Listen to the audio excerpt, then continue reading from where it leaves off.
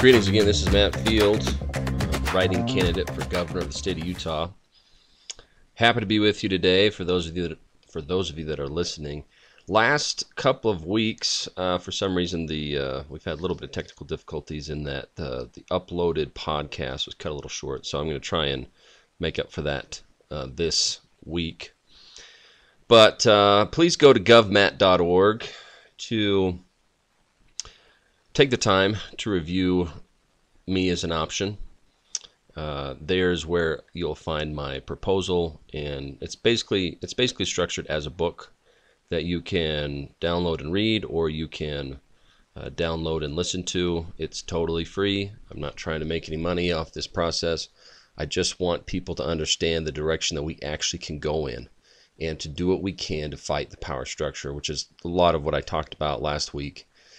That between Republicans and Democrats, it really doesn't make a difference on who you vote for in many ways, because they're still moving to the left. Honestly, you can't name any particular policy that exists today that if you went back 20 to 50 years, it would be much different. Okay, I mean, you look at someone like, as far as policies go, the Republicans aren't fighting against the Obamacare initiative anymore. They don't speak of it. They're not fighting against gay marriage. They don't say anything about it. There's a myriad of issues. I mean, and then the Democrats obviously aren't saying anything against the Patriot Act. All these things that violate various morality principles and doctrines, not just that, but just our freedoms in general, especially when referring to the Patriot Act. They don't fight for anymore, and they don't care. Because if they did, then they would have done something about it.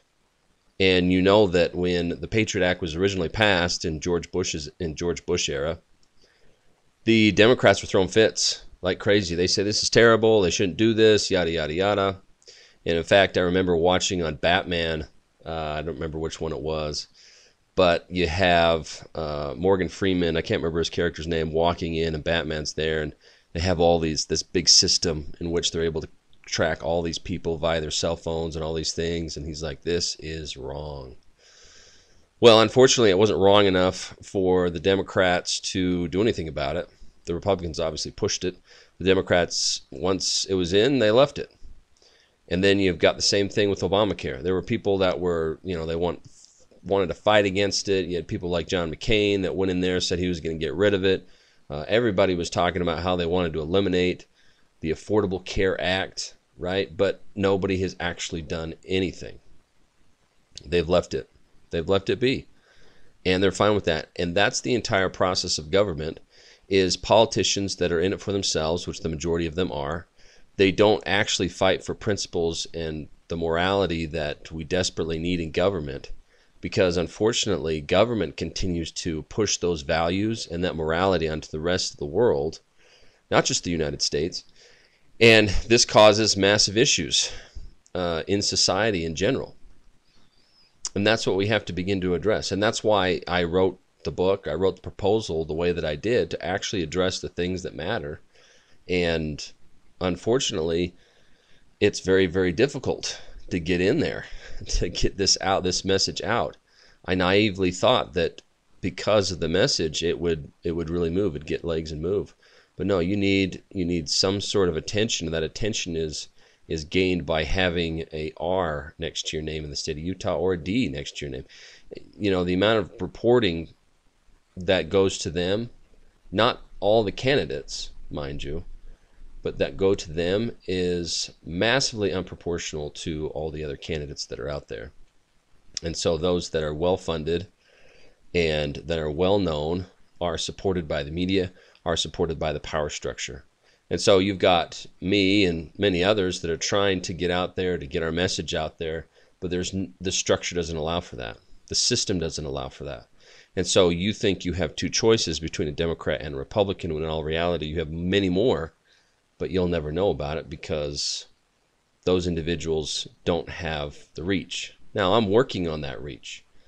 We have multiple ads and things that are going to be going out in the coming weeks, and we're going to do our best to get the message out. But at the end of the day, it is nothing like the coverage that Governor Cox gets or Phil Lyman gets. Of course, Governor Cox gets most of the coverage. But this is the situation we're in, and this is what we have to do to try to eliminate the current power structure. And in speaking of that, you talk about RFK Jr. He wants to confront Trump and Biden on their reckless spending. And I know there's a lot of Trumpsters out there. And I don't have an issue with Trump in terms of the way that he has governed. I have other problems with him, but in terms of the way that he has governed with his policies, he's generally been good, and I could actually list many, many things that he has done that have been good. However, he and Biden are very guilty of the fact that they have accumulated, I think, between the two of them, in the tune of $14 trillion. Now, the majority of that is to Biden, but Trump still takes a good chunk of that. And RFK is Bobby Kennedy, he's trying to call the attention to that, because there really isn't, I think, I'm not a huge RFK fan, right? I think he does some good things. I think he's done some bad things, and that's the case with pretty much anybody. And it's our decision to make sure that we can actually present that. But the number of people that have actually filed to be president of the United States is more than just RFK, Trump, and Biden. Of course, there are many, many, many, many, many others. But again, the power structure doesn't allow for those people to be there. The only reason Bobby Kennedy's there is because his uncle was the president at one point, JFK. And there's been many, many people that have supported him, and he's got a lot of money. There's no doubt about that too. But that's the problem with our system, where you have Trump and Biden, and RFK can't even get a sit down with them when they're talking, when they want to start doing debates. And that's, again, that speaks to the fact that only if you are a member of the massive establishment parties are you going to be able to get some time. And in the case of Democrat, he was listed as a Democrat, and eventually he moved to independent, or I'm not sure I think he started his own party or something. But it really doesn't make a difference. The Democrats were going to support Biden from the get-go, and everybody said they're going to support Biden from the get-go. And so RFK was left out in the cold. They didn't do anything to help in the process of allowing because if RFK actually debated against Biden before the primaries and everything, Biden wouldn't have been able to do anything. Biden is gone. If anybody's trying to defend Biden at this point, I'm not even talking about his policies. I'm not talking about how reckless they have been with spending. I'm talking about his mental state. And Biden is clearly on his way out. He's struggling. I don't know if he has any disease or anything else like that, but it's obvious that he's struggling. And I didn't think he was fit to go the first 4 years. And I don't think he's fit to go these next 4 years. So, anyways, so that kind of, I sympathize for RFK, not because of his policies or because I really want to see him in there, but the fact that he's trying to get the attention that the media should be giving him so that everyone can make an informed decision. But in all reality, he won't get it. And if they do hold a debate, which I think is highly doubtful, because Biden is unable, then RFK definitely won't be invited if they end up doing that. And so this is the problem we have, is we can't vote for Republicans and Democrats. They're the same ones that have created the system we are in right now. And we have to start looking more toward the future in our ability to self-govern. And I mean that by wielding the 10th Amendment, by allowing people to have the liberty that is theirs instead of the government always trying to hold their hand and direct them and do all these different things. There has to be massive changes if we really want to avoid the doom that is coming. And I say that not to scare anybody, but if you have eyes to see, and you see what's happening with our current system, you know that there's something coming. Okay? If you are following anybody,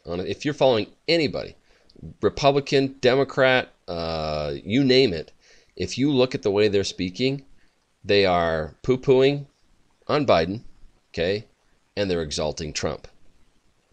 And everybody, I mean, I can't tell you the number of videos that I've seen where they've talked about this. But you can tell from the media, you can tell by the way that the establishment is talking. And when I talk about establishment, I'm talking about those basically those politicians that have been around for a million years that continue to work in the administration. And when they talk down Trump and they say there's no way he can be elected again and they'll do anything they can to stop him, that's exactly what they're doing. They've got something like, I don't even know how many it is right now, but he has something like 300 indictments against him. And they're bringing them, I mean, they've started bringing them obviously I guess probably it started about a year ago. But they're bringing them all now, when they obviously could have brought them after he left office. There's no doubt about that. But they've changed statutes of limitations. They've really stretched the law to do whatever they can. There's been judges that have denied his valuation of Mar-a-Lago. There's been a million different things that don't make any sense at all that they're pursuing him. Now, could he be guilty of some of these? Sure. I don't know. Guilty or innocent until proven guilty, of course. But I said that funny, but it's the truth is that when you look at the way that the media treats certain people, they make the presumption that they are guilty before they are proven innocent. Right? And I've talked about Natalie Klein, for example, in the state of Utah, where she posted a picture of women's basketball. I don't know of which school it was, but she posted that and she put women's basketball or girls basketball, I guess. She put girls basketball ... right? And the media immediately rushed to basically crucify her in any way that they possibly could based upon those three elements, right? Girls, basketball, ellipses. Now there's no person on this planet that can determine intent based upon that information right there. The outrage was based upon the comments that came in.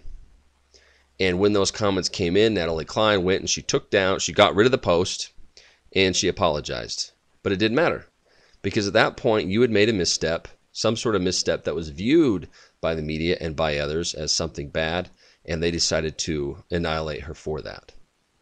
And that's the same sort of thing that's happening with Trump, right? In Natalie Klein's situation, you could have said pizza night, ellipses, and had a pizza. You could say BYU basketball, ellipses. Girls basketball, ellipses. That ellipses can mean a million things. It could mean I'm excited for it. It could mean I'm insinuating something else. It could mean anything.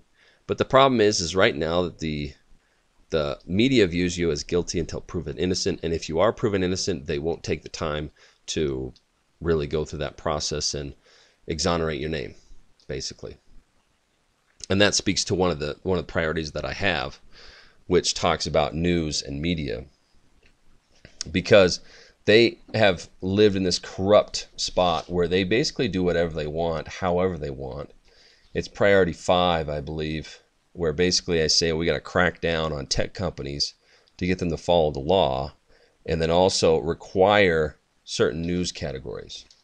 So, for example, if you're looking at the Natalie Klein situation, where they came out and they said all these things, and they interviewed the parents, and they, basically they were just trying to destroy her for whatever reason. I don't know Natalie Klein very well, haven't followed her that much. I'm just looking at this case in particular. But under my particular priority, in the event that it's passed, that entire section, everything they said about Natalie Klein, everything they said about, I can't remember his name, the Hour guy. Anyway, all those people that they've basically destroyed on no to very, very little evidence would have had to have been categorized as an opinion. Because if it's a fact, if that's exactly what she meant, then Natalie Klein would have had to come out and say something about how she was trying to make fun of this girl or, whatever, on the way that she looked and that she was insinuating that they were trans or whatever. And that would really begin to put perspective on the people that view these, right? So if they decide to share, not to mention if they were to share an opinion type article in prime time and they turn out to be wrong, right? If this went to court or something and it was reviewed and they found that there was no basis on what was said, then they would have to do the exact same amount of time at the exact same exposure to as a as a way to retract what they had originally said.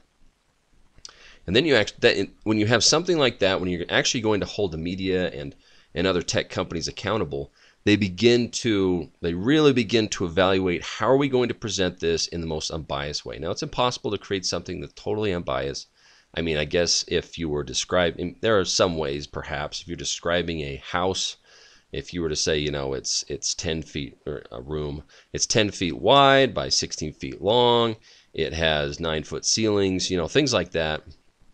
If you were to do something like that, then that's totally and completely objective. That can be verified. That can be, it's not a difficult thing. And I think there's probably many, many stories that could be characterized that way.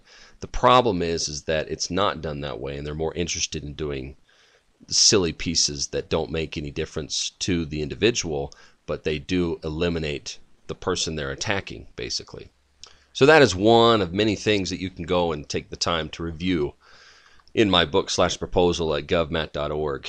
And again, it is imperative that this take place. Going back to Trump and the things that are going on right now, is I'm pretty thoroughly convinced that the establishment will prevent Trump from getting into office, even if it comes down to the worst possible scenario. So I don't want to make any predictions per se, but I'm pretty convinced that if Trump were to be elected again, something would happen. Something would happen to prevent him from taking office again. And it would be huge. Now, again, I can't predict that, but that's what I believe. I think we're at that point where there's so much vitriol, there's so much division in our country because of these two parties, because of the Republicans and because of the Democrats, and the line that's been drawn between the two of them. That though that's not the case for those that are in the establishment, because there's no difference really between a Republican and a Democrat, just look at Mitt Romney. But there is a difference between the people. And when the people see the division, it bothers them, and they continue to fight with one another, as opposed to those that are in control of that power.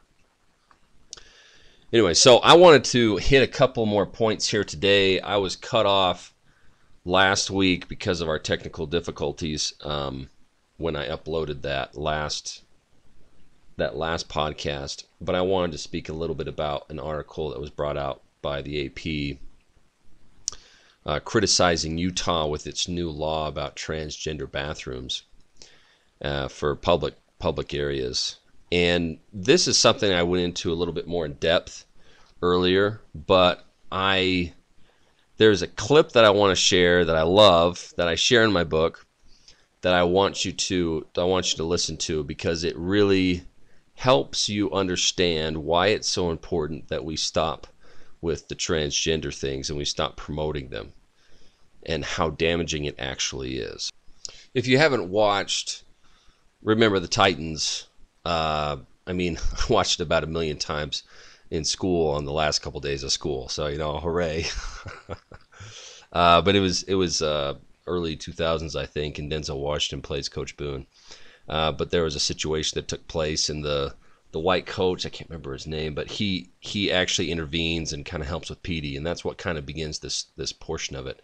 But this is what it sounds like. It's a little long, but it gets a good point across. Listen, about Petey. No thanks required, Coach. Thanks. You challenged my authority in front of the entire football team, Coach. Now, you think you're doing these boys a favor, taking them aside every time I come down on them, protecting them from Big Bad Boom. You're cutting my legs from under me. Some of the boys just don't respond well to public criticism. I tell them what they need to know, but I don't humiliate them in front of the team. Which boys you talking about? Which ones you talking about? I come down on Bertier, I don't see you coddle him. Come down on Sunshine, don't see you grab his hand, take him off to the side. Which boys you talking about? Now, I may be a mean cuss, but I'm the same mean cuss with everybody out there on that football field. The world don't give a damn about how sensitive these kids are, especially the young black kids. You ain't doing these kids a favor by patronizing them. You're crippling them. You're crippling them for life. And I mean that speaks directly to the situation that's happening with trans kids that have been permitted and allowed, not necessarily permitted or allowed, but have been encouraged more likely to make the decision to kind of explore their sexuality and to be something other than what they actually are. And this is a massive problem. This is a massive, massive problem. There is no such thing as relative truth. It doesn't exist. Okay? There are opinions. There are opinions that exist, of course. I can like a cheeseburger and my daughter won't want that cheeseburger, right? I can love sushi and, others won't touch that with a 10-foot pole. But it has nothing to do with this is not an opinion, right? I can believe that a shaker full of cyanide is salt, but it doesn't matter. If I salt that onto my food and eat it, I'm a dead man. Truth is going to work within its own sphere regardless of what you feel about it. Truth will remain the same no matter what you believe. And that's what's happening with these kids. And that's what Coach Boone was kind of alluding to, right? If you decide to coddle someone, if you decide to let them believe this and that, and that people are always going to treat you exactly the way you want them to treat you, and that you are entitled to X, Y, and Z, well, at some point, those kids are going to run into reality, and it's going to knock them off their feet. And who knows if they're going to be able to get up. We are not doing these kids a favor by patronizing them. And this is something that hasn't just existed across the entire country as a whole, but in Utah as well. And these sorts of things have been happening. In this article, it talks about how, by the AP, again, the title is Rollout of Transgender Bathroom Law Sows Confusion Among Utah Public School Families. The confusion has nothing to do with the bathroom. It has to do with the fact that we've allowed this sort of thing to happen. And it says that these sort of things have been going on, and government buildings have allowed this to go on, when in all reality it shouldn't have been going on. And so now the state of Utah is actually starting to implement these various provisions that if they don't follow them, they could be charged up to $10,000 per day. Of course, the AP is outraged by this. But the reality is that we cannot continue in this path. We are going to destroy our children. We are going to destroy their prospects. If you are under the belief that you are creating an opportunity for them or you are doing a favor to them, then you need to stop. Look at this from a pragmatic view. Just like Mike Wazowski in Monsters Incorporated, or Monsters University, sorry. In Monsters University, he was convinced he was going to be the top scary, he was going to be best of the best, he was going to do all these different things, right? And so what did he do? He staked all of his desires, he staked everything on it, and he moved forward with that ambition to somehow carve out this dream out for himself. And he was the best. Academically, he was the best. The problem was he did not produce that defining characteristic of a scarer in that show, and that the fact that he wasn't scary. He's just a cute little ball. He was not scary. And when he came to that realization, it was a huge blow to him. But later, but that happens throughout the entire video. Everyone talks behind their backs. He's like, well, he's not scary. He's not scary. He's not scary. He's not scary. Except for the one evil, the one that's supposed to be considered evil. She's the one that comes up and says, you're not scary. And, whether or not she was supposed to do that, whether or not, I don't know if we necessarily come out and be harsh with people, but we have to tell them the truth. We have to tell them the truth. Thankfully for Mike Wazowski, he realizes that his talent isn't so much in the scaring itself, but in the coaching of it, right? And so that's what makes him great. And that's what ends up making others great too. The Sully, the other character, that's what makes him great. And so we need to start looking for opportunities on where we can help kids that are having confusion in their lives on what they can actually excel at, and help nurture those abilities and help them understand how they can contribute in that way. Because when they do that, they can help others in that process. But if we continue to just kind of nod our head and say, if the person is actually a girl but they want to be a boy, or yeah, sure, you can be that. And regardless of what people have said, I shared an article last week where the administration attacked kids for talking about the furries that were in school. which is there, and the kids talk about how these furries, they can scratch them, they can bite them, they don't speak, they do all these different things, and the administration permits it because they're furries, right? And so they have essentially created this class of people that are fully and completely entitled, that will have no prospects whatsoever. Can you imagine any business on this planet that would hire someone who identifies as a cat and acts like a cat? You have sentenced that child to death, or at very least living with their parents until they die. Seriously. This doesn't help anybody. It doesn't help a single person. All it does is hurt. It might promote someone politically in some corrupt way, but in all reality, it helps nobody. And we have to start sticking to truth. The more and more we stick to truth, the better we're going to be at fighting what is to come. And mark my words, this isn't because I'm super knowledgeable or I have some sort of foresight, but if you take the time to review the scriptures, you know instantly that harder times are coming, and it's been obvious for the last, how many years? Easily for the last 10 years. I mean, I graduated from BYU in 2010, right? And it's been 14 years from that point. In 2010, no, I don't think I even knew what a transgender person was. I didn't think I had heard of it. Right? Maybe I had heard of it, but I didn't really grasp the concept because it was so uncommon. Now everybody knows about it.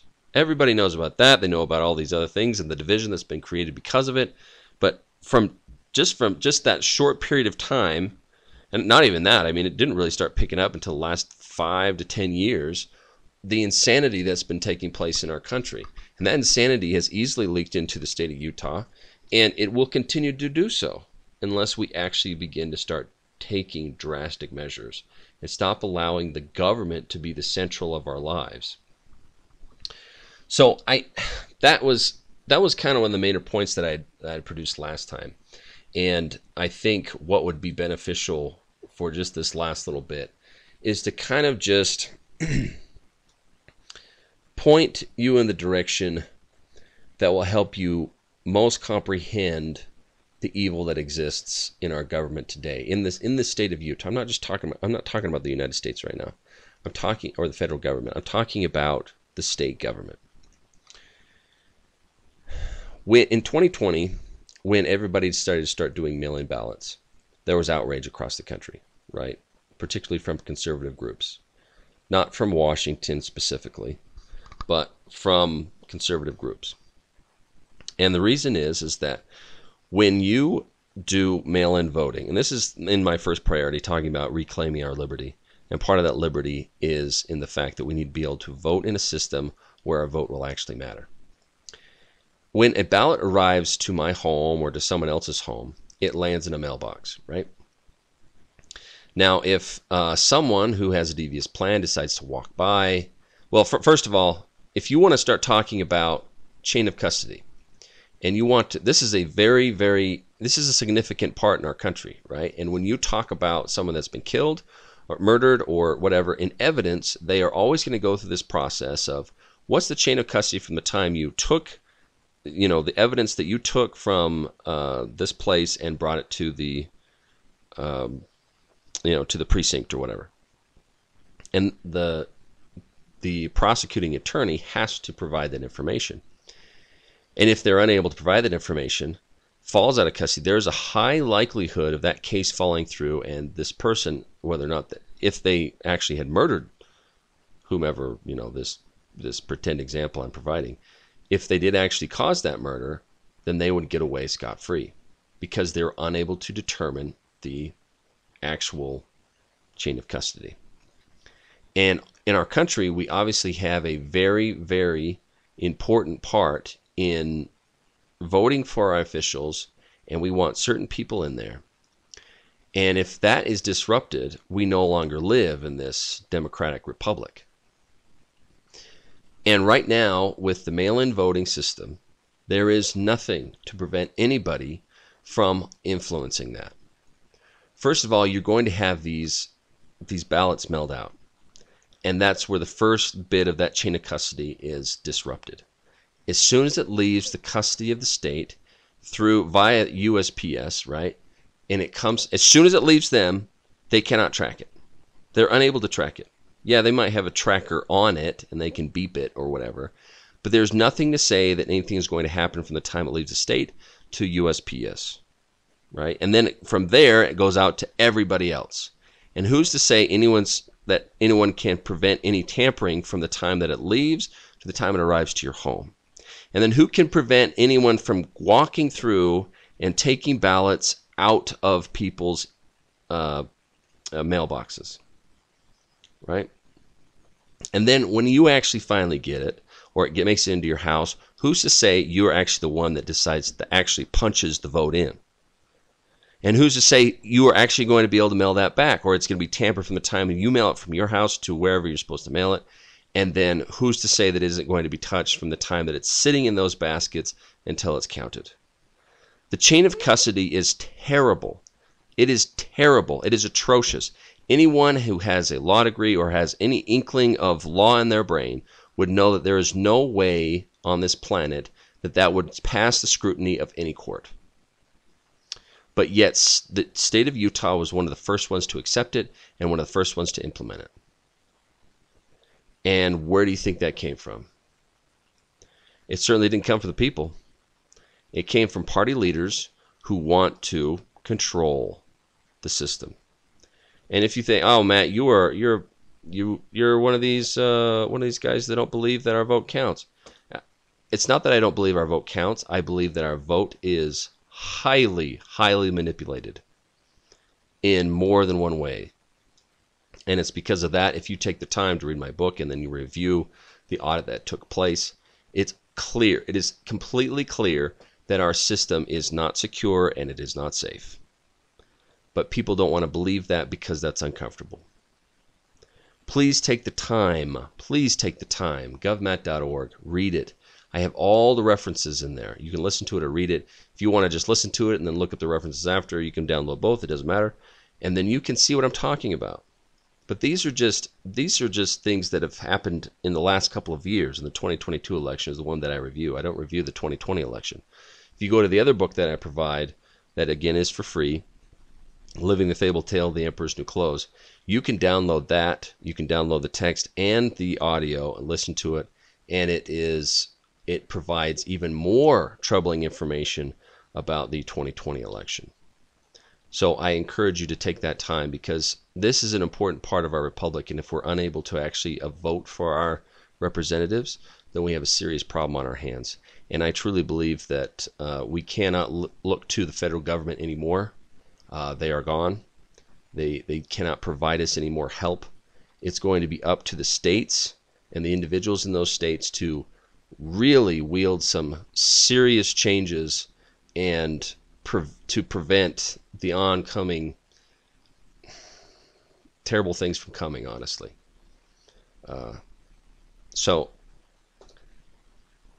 again, please go review it. Please take the time. And even if you decide not to vote for me, that's your choice. I'm not going to convince you to do so. But it'll make you fully and completely aware of the things that are taking place in our state and in greater degree in our country. Thank you for taking the time to listen.